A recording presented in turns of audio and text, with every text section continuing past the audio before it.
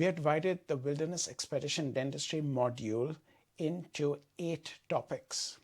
The first topic deals with the introduction, diagnosis, prevention, and medical management of common dental problems.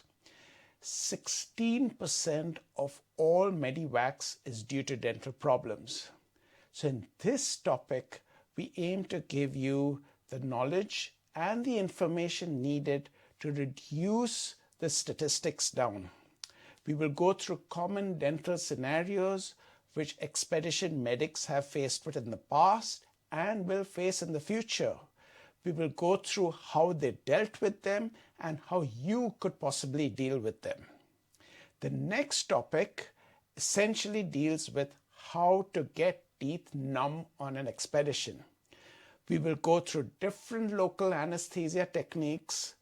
We will show you the skills needed, the landmarks, and we have simplified the entire process down so you can really understand the different techniques which would be useful for you to get teeth numb on an expedition. We will have a short problem-solving module also within it. What to do when you don't have a dental local anesthesia cartridge or a syringe. What if you don't have the anesthetic material? What are the options open to you?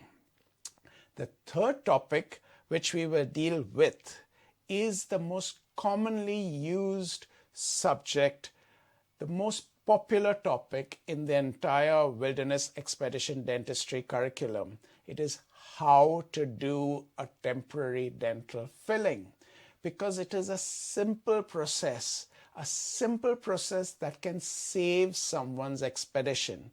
So we will go through the commonly used dental materials, how do we use them, and what if you don't have them?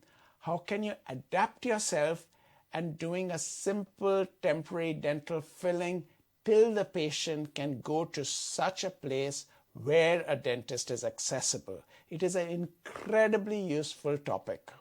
The topic after that deals with traumatic injuries to front teeth. We get calls so often regarding this subject. So it is another very important subject, and it provides a conundrum. How do you deal with it depends on how badly it's hurt and what dental materials you have accessible to you. So we will go through all that so you can work through the treatment options and decide what is best for your patient. The topic after that one deals with simple dental extractions. Sometimes you might be stuck in a corner where that could be the only option, where Medivac or Dentivac is not possible and you are faced with a dire need to extract a loose mobile tooth. You still have to do it properly and correctly when the emergency need arises. Another reason why dental extraction can be so important, even when you really don't want to do it, is to help drain a dental abscess. What if you cannot get a Medivac and a Dentivac? What if you're stuck with a patient with a large increasing dental abscess? You have to provide the emergency care for pain relief and for looking after the patient. So we will go through the different steps needed in draining a dental abscess, the process needed in extracting the teeth, what instruments are the best for extracting the teeth, what do we do when we don't have those instruments, what antibiotics can we possibly use. So we will go through all this in this subject. Then we come to facial injuries. Now, I am not a maxillofacial consultant, but I'm sharing all my knowledge which I've gained in this subject, working in osteo environments, dealing with primary facial injuries so that we can successfully Medivac the patient. This subject has gained increasing importance due to occasions where we have not been able to get a Medivac. We rely too much on Medivac, but yet you might be faced with a situation where you cannot get a Medivac. What would you do under that particular situation? So we have divided it into 3 topics. The first topic deals with the lower jaw injuries. Then the topic after that will deal with the upper jaw injuries.